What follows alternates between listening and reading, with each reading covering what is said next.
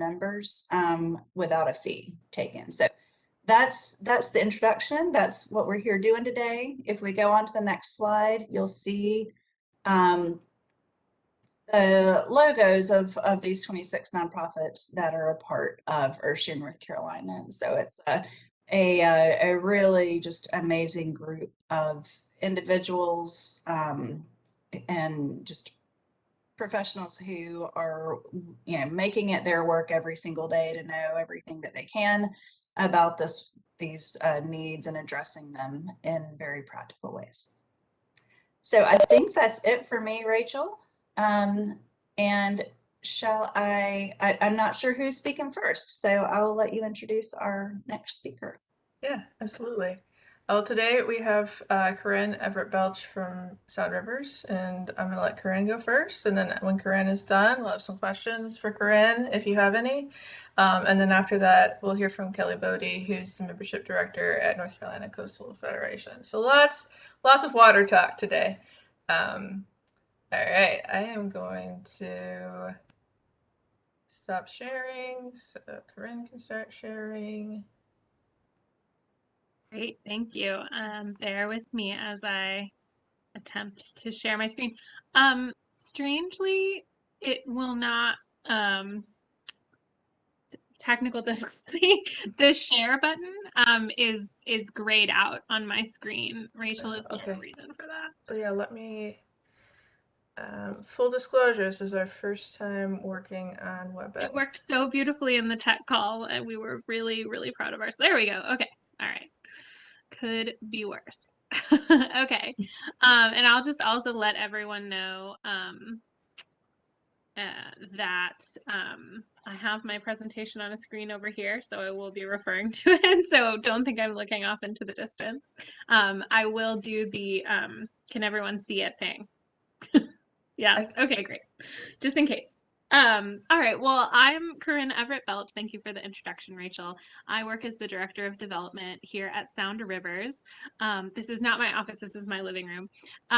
But our river keepers who do a lot of the programmatic and advocacy work are out in the field today on the water. So they couldn't be with us today. If you have any questions that I can't answer, I will happily pass them on to our river keepers and get you an answer. So just make sure that we have your info, I guess, in the chat, and I'll get back to you if you have those questions. But an introduction to Sound Rivers is what we're doing today, as well as just going over briefly some of the threats that are facing the rivers and what we can all do to help. So Sound Rivers works to protect the waterways on the Neuse and Tarr-Pamlico River basins. My coworker came up with this great, hold on a second. Oh, okay, I knew it. I knew I was going to do that. All right. My coworker came up with a great mnemonic so that we don't forget what we do, because it is a lot. She calls us a prime nonprofit, which covers the work that we do to advocate for water protections, protect our waterways, restore wetlands and waterways, investigate pollution concerns, monitor and document pollution, and educate the public about waterways and how we can all have healthy, beautiful waterways. It's quite a bit of things. As I mentioned, we work in the Neuse and Tarr-Pamlico basins. This is a great visual representation of the amount of North Carolina that those basins cover. It's about 23% of North Carolina's land mass. And we work to preserve these rivers and to preserve them for their own sake, but also for the communities who rely on them. And that's over 2 million residents of North Carolina. We do have 3 offices in Raleigh, Washington, and New Bern, and currently 7 staff members at Sound Rivers. So I will go over a couple of the threats to the river, but just an overview. You know, we are concerned with a lot of different threats, but primarily right now, nutrient pollution, bacteria from sewer spills, hurricanes obviously lead to flooding, and then flooding sort of gets more pollution in our rivers, and litter. Plastic in our waterways gets a lot of press even outside of Sound Rivers, and so I'm sure everybody has heard about that particular issue. So nutrient pollution, just as a quick overview, nutrients sound great. Nutrients are found in fertilizer. It's what helps things grow, but when there's too much of a good thing, it leads to a bad thing. And nutrients get into our waterway through stormwater, which is when rainfall events run off of impervious surfaces into waterways unabated. Also from agricultural runoff, from concentrated animal feeding operations. And these things can lead to unhealthy rivers, and one symptom is fish kills. As you can see on the bottom here, 2 images of just massive fish die-offs. What happens here is nutrients run into the water, it fertilizes that algae. That algae just grows rapidly and turns into what we call an algal bloom. Which, if you've ever been down to the river and it looks quite green, that's likely an algal bloom. When that algae dies, the decomposition just eats up all the oxygen in the water, leaving no oxygen left for the fish, and they die in mass numbers. It causes everything from really bad smells to more decomposition in the river, and it's definitely a symptom of unhealthy water. Poses problems for commercial and subsistence fishing, among other things, and can really harm communities who are making an economic investment in the river as, you know, tourism and beauty. So there's lots of different effects that those fish kills can have. Some pollutants, other pollutants from stormwater include sediment, nutrients we talked about, obviously heavy metals, bacteria, and that's a photo of just stormwater running off into waterway, a waterway untreated. So here's more photos of water running into waterways that is untreated. Not everyone knows this, but when water goes into a storm drain, like that photo at the bottom, it doesn't go to a treatment facility. It usually runs directly into a waterway, and these storm drains mitigate flooding in impervious surfaces like parking lots and roads and things. But when it rains, all of that water carries any pollution that was on that concrete directly into waterways. So Sound Rivers works with communities to plan for this type of thing, to mitigate stormwater pollution. One of the things that we're doing right now is working with community colleges and public schools in our regions to develop swales, rain gardens, and cisterns to help drain that stormwater or collect it and use it for another purpose, like with vegetable gardens at Newbern High School. They use that water that comes off their roof to water their vegetable gardens. Okay, I won't go over all of this with sediment and stormwater, but sediment and stormwater pollution run off from either sediment running into the waterways and changing the flow of a stream or a waterway and changing the habitat, and maybe leading to species loss, or stormwater pollution is kind of the #1 issue that we see in the Neuse and Tar Pamlico rivers right now. The photo to the right there is a construction site where the sediment is poorly contained, so it's running directly into a waterway and clogging it up and causing that water to look sort of muddy yellow. So CAFOs, as I mentioned, are concentrated animal feeding operations. They're another very big concern on our river. That photo you see in the lower left-hand corner is a concentrated animal feeding operation. Their waste lagoons have been overtaken by floodwaters. A lot of CAFOs right now are in the 100-year floodplain, and so they're easily affected by hurricanes. And, you know, those very easily recognizable names here in North Carolina, Floyd, Matthew, and Florence, led to a lot of bacteria and nutrient pollution getting into our waterways after those operations were flooded. But they can be flooded. It doesn't have to be a hurricane. It can be just a large rain event. We regularly sample near these facilities to monitor water quality. We also take aerial surveys regularly, and especially after heavy rain events, and we report problems to our state environmental agencies so that they can take action. We also lobby for better management of these facilities. Sound Rivers is a big part of our work is advocating for stronger protections. So one of the things we've been advocating for since Hurricane Floyd is the swine buyout program, which, just in the interest of time, I won't go over too much, but it is something that the legislature came up with after Hurricane Floyd to try to get these facilities out of our floodplain, so that they are not so threatened by flooding and do not pose such a threat themselves to our waterways. Sanitary sewer overflows are currently a priority for our river keepers, and all the river keepers statewide are working together. We have a very outdated sewer infrastructure, which leads to a lot of spill events, which can get into our waterways, and just like those other things I mentioned, can provide pollution in the form of bacteria. They can make our water unsafe to swim or fish in. There's also an outdated notification process that Sound Rivers is working to advocate for being updated. That picture there is a sewer overflow after just a regular heavy rain event. And unfortunately, when bacteria gets into our waterways, it causes our waterways to be unhealthy. Another piece of the puzzle is litter. Obviously, I don't have to go through this too much. You guys know litter bad, especially plastic pollution does not ever go away. It will break down into microplastics, but it will never leave our waterways unless it gets into the ocean. We work on large-scale cleanups yearly, as well as advocate for people in your own communities to clean up your own communities, pick up litter wherever you see it. If you have an area of high trash volume, please do report it to us because we will flag it. And if people are interested in doing a group cleanup, we will send them your way. That lower photo is the most disturbing thing we ever pulled out of a river, which appeared to be like a doll head that had been taken over by river grass. So that's what that is. Swim Guide is one of the programs that we're working on to keep y'all in the know about the quality of your water that you swim, boat, and fish in. All of those things that I mentioned, stormwater, CAFOs, sewer spills, can lead to high levels of E. coli bacteria in the water, which can be dangerous for you or your pets. So we sample for E. coli weekly at a lot of sites around the Neuse and Tarpanlico. That's during the summer, and you can find more information about that at soundrivers.org/swimguide. And I will end there just because of time. I have to fly through a lot of what Sound Rivers does.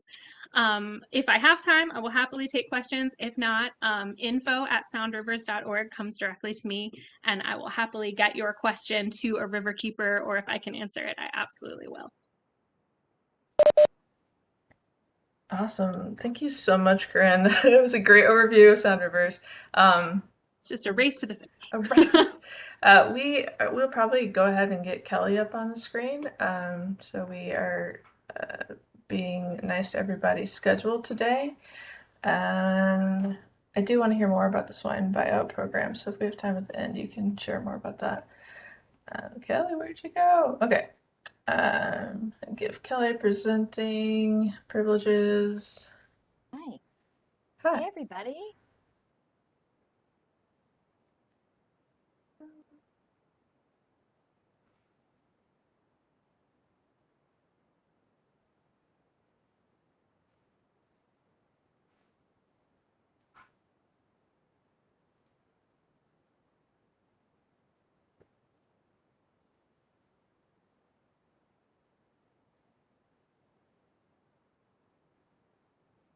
All right. Am I set up? Looks great. Looks great. Well, thank you guys for being here today. My name is Kelly Bodie. I'm with the North Carolina Coastal Federation. I serve as the membership director.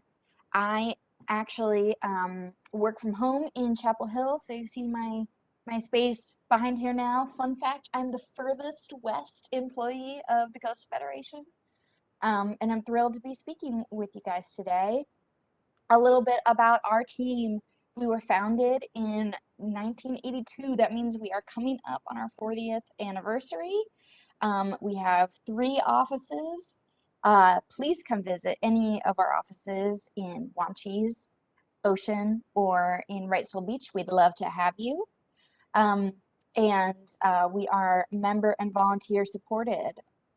These are our 5 goals that we're working on right now. And a lot of them overlap, probably as you might guess. And I was thrilled to hear Corinne touch on a couple things that we overlap on as well. But coastal water quality, living shorelines is goal 2. Goal 3, sum it up in one word: oysters. Goal 4, effective coastal management. That's more of our policy work. Goal 5, a coast that is free of marine debris, which Corinne talked on. And actually, I am going to focus on marine debris in my presentation today. Just focus in on one and give you guys a full picture of what that looks like. So I want to give you a quick definition of what is in our water, how do we define marine debris, and how do we work on it. These are pretty big problems. So here's a picture of some of our crew working to remove pressure-treated lumber from a marsh. We also work on emerging contaminants. So Gen X is one that got a lot of attention in the Wilmington area. Broadly speaking, we call those PFAS, or emerging contaminants. And then microplastics, which is something Corinne hinted on as well. We're just starting to look into that problem, and I'm going to talk about it in more detail. But here's how we work. Here's how we unpack each of these big problems through restoration, advocacy, and education. And we really try to approach these complicated things through these lenses. See if we can move the needle just a little bit. So here's an example of the lens of restoration.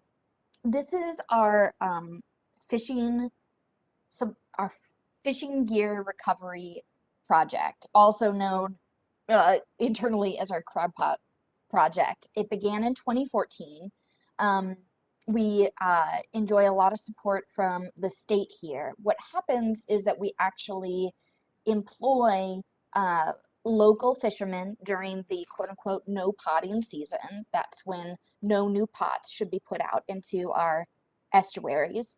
Those fishermen aren't making money on catching crabs during that time, so we pay them to go out and catch missing crab pots. These are crab pots that came loose during a storm, or got dragged up on the bottom, got cut from their line, tons of different reasons.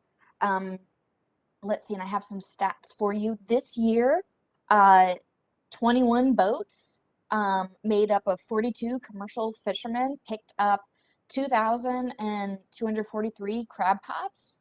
And then another section of our coast, 18 commercial fishers removed 766 crab pots. In the 3rd district, 18 commercial fishers removed 119 pots. This is a really fascinating program. It's a great idea to kind of bring the community in and keep our fisheries stable, and clean our waterways for easier navigation at the same time. So we're pretty proud of this one. And I always kind of like to make the Jaws joke here that, you know, we're going to need a bigger boat for all the crab pots we're taking out of the water. Here's an example of how we work through advocacy and policy on the Gen X issue. We have a daily news service, Coastal Review, that publishes a daily coastal story. Coastal Review was not the first one to break the headline about Gen X. That was through a local paper in Wilmington, but Coastal Review has now published over 175 stories on Gen X, and so it's a robust source of information so that people can look back at how this problem evolved. And we've been reporting on work like this for 10 years through Coastal Review. We're really proud of that. It is a member of the North Carolina Press Association, and we are considered the publisher. So we step back and we let Coastal Review be Coastal Review and publish the stories. We were also involved in the state level policy work to kind of unpack the Gen X issue. We were invited by the committee chairman to give a presentation, and so we brought in a couple scientists to make sure that we could answer questions and get this topic moving forward. Finally, microplastics. We hosted a forum on a public forum on microplastics this year. And here's my biggest takeaway from watching this forum evolve. I think the Coastal Federation does an excellent job of recognizing, hey, we're not the expert on microplastics. We need to talk to some experts on microplastics. We keep hearing about it. It keeps coming up. We see evidence of it in our day-to-day work. We need to talk to some people who know what they're talking about. But why don't we open up that conversation and let whoever wants to join out there come and listen to the questions we want answered? And so that's exactly what we did. It was a free forum. People actually attended from all over the world, which is one of those awesome benefits of having public forums on Zoom. And the takeaway really was we need to keep talking about it, that it's not going to go away. We need to keep asking questions. We need to reduce our single-use plastics, maybe consider stuff like filters in our laundry machine, and just keep asking questions. I also want to shine a light on our abandoned and derelict vessel project. Don't let that fancy title alarm you. We're talking about boats. We're talking about abandoned boats. So here's a picture of exactly what I'm talking about. There are 20 coastal counties, and there's a web of local laws dealing with and managing all of these abandoned boats. So there wasn't any guidance on the state level of how we can manage all of these boats. It was really hard for owners and contractors to figure out where the line was. So in July of 2020, with our help, the state updated its laws to allow the Wildlife Resources Commission to remove storm-related vessels. And that really helped to speed up the process. Here's another example. But it's a very lengthy process. We need to identify the vessels and document them. We need to contact the owners, allow time for the owners to step forward and claim their boat and share how they are going to remove their boat. If they don't act, we need to prioritize them for removal and arrange contractors. And here's just a little marker on this one that it's been tagged for removal. So we stepped in and we were able to help line up the public funds and grants, as well as oversight and legwork. Like, hey, we can help the coastal counties get into the details to walk through all of those steps. And here's an example of all the different funding sources we put together to cover our entire coast. Removal is also not a piece of cake, and this is where I get very interested, because sometimes my colleagues just do outstanding things that I don't understand. I had so many questions. How do you remove a sunken vessel from the water? It doesn't float. Obviously, if it could float, it would move on its own. And so there's an extensive process of researching, maybe fixing some holes in a relatively otherwise unscathed vessel, or in this case, I read that this vessel had been in the marsh for maybe close to 10 years. They put floats underneath it, inflated it, and towed it down the marsh to a ramp where they could take it out of the water and dispose of it. The Federation also helped to mitigate harm to the marsh when contractors were out there by using maps and encouraging the marsh to heal. My colleagues described it as a very collaborative process, that they learned a lot from watching the contractors try to take some of these vessels out of the water, and the contractors learned a lot from watching us work and care for the marsh grasses and a shoreline, stuff like that. So I'm happy to report that between February of this year and now, almost 80 vessels have been removed between Manio and Sunset Beach. That covers the entire coast. There are lots more vessels out there, but our funding could only go so far. Hopefully this project enjoys the same or a similar support to our crab pot removal project, and we can keep it up in the future. This is just a quick sampling of all the other projects we are working on right now throughout our 5 goals. There's a ton of other stuff going on. So I encourage you guys to check out nccoast.org to learn all about all of our projects in, all over the board. And we are pleased to be a 4-star charity for 7 consecutive years. It's really my pleasure to work for such a smart and interesting organization, right? Couldn't ask for much more. That's it from me. Awesome. Thank you, Kelly. Mhm. Well, before everyone leaves, we have a raffle from each of these groups. And Kelly, there was one question for you in the chat if you Yes. want to respond to that in the chat. So what I would like everyone who wants to be part of the raffle to do is to place a number between 1 and 100 in the chat. Corinne and Kelly, I want you each to think of a number between 1 and 100. Okay, you got it? You got it? You got one, Corinne? Okay, so everybody who wants to be in the raffle, please put your number in the chat. Okay, all right, a lot of in the 50-60 range. All right, no duplicates or we'll throw you out.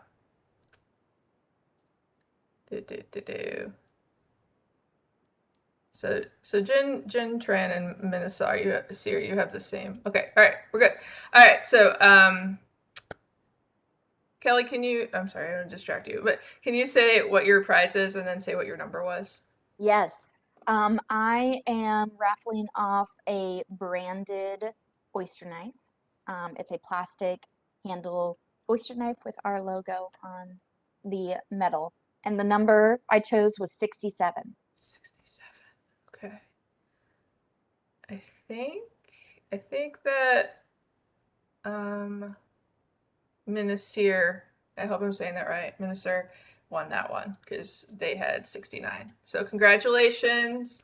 I will be in touch with you about Kelly sending that knife to you. I hope you like oysters. It's probably good for other things too. Right? Yeah.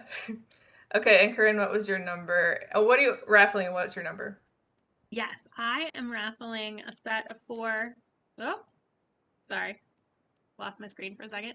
I'm raffling 4 Sound Rivers koozies and a Sound Rivers tote bag, which make a great combination for beach day. And my number was 77. All right, 77. It looks like the winner is Salvador. Salvador hit 79. So congratulations, Salvador and Minister. I will look forward to connecting with you and getting those prizes sent out. Finally, just a reminder that it is employee giving season. Heather added the information in the chat again. So if your organization does do employee giving, please remember Sound Rivers, NC Coastal Federation, and Earthshare North Carolina in your giving. Hopefully you'll come to the next 3 Lunchtime Bites. Hopefully this was a fun time for you all. Thank you again to Corinne and Kelly for your great presentations. Kelly's answering Jerry's question in the chat right now, but we can connect you later as well. Everybody have a great rest of your week. And the recording for this will, I don't even know if that went through. Yes, it is. It's working. So the recording will be back on the website where you registered if you want to invite your friends to watch. All right. Thank you, everybody. Have a great Wednesday.